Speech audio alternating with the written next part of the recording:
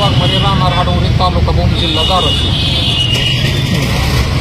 या गावचा रहिवासी असून माझी बच्ची हिचं लग्न वाणीवाडीमधील महादेव कदम यांचा मुलगा आकाश कदम याच्याशी विवाह झाला. 18/4/2025 रोजी विवाह झाला. विवाह केल्यानंतर एक 20 दिवसातच कळाले की मुलगा नपुसक आहे. आणि स्वतः मुलानं सांगितलं उटीला फिरायला गेल्यावर की बाबा मी जन्मातच नपुसक आहे, मी माझ्या वडिलाच्या सांगण्यामुळे लग्न केलेलं आहे असं सांगितलं. व तिथून उठून आल्यावर हा प्रकार घडलेला प्रकार आम्हाला बाचीनं फोनवरनं व आल्यावर सांगितला.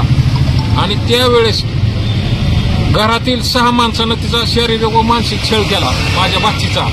त्यामधील आकाश महादेव कदम पती, श्यामल महादेव कदम सासू, अभयसिंग पाटील नंदावा, महादेव रामलिंग कदम सासरे, अमृता महादेव कदम ननद व ज्ञानेश्वर रामलिंग कदम चुलत चुलते या 6 माणसानं माझ्या बाचीचा शारीरिक व मानसिक छळ वाणीवाडीला घरामध्ये डांबून घालून केला.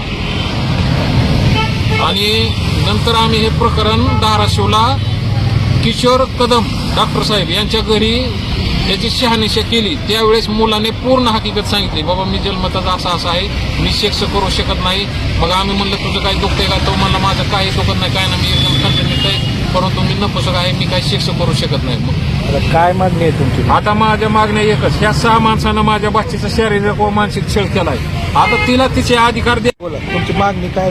माझी मागणी एकच, माझ्या बाचीला तिचे अधिकार देण्यात यावे. तिचे पतीच्या रेशन कार्डमध्ये नाव लावावे, तिचे सासरच्या मतदान यादीत नाव लावावे, तिचे आकाश कदमच्या सर्व्हिस बुकमध्ये नाव लावावे व तिला वारसा हक्काने प्रॉपर्टीमध्ये तिचे नाव लावण्यात यावे ही माझी मागणी आहे. आज उपोषणाला बसला तुमचं उपोषण, ही मागण्या जर नाही पूर्ण झाल्या तर काय तुमचं असणार आहे? ह्या मागण्या पूर्ण जर नाही झाल्या तर आमच्याकडे आत्महत्या करणे किंवा विष प्राशन करणे ह्याच्याशिवाय दुसरा मार्ग शिल्लक राहिलेला नाही. कारण आम्ही लग्न करून 35 लाखाला कर्जबाजारी झालेलो आहोत.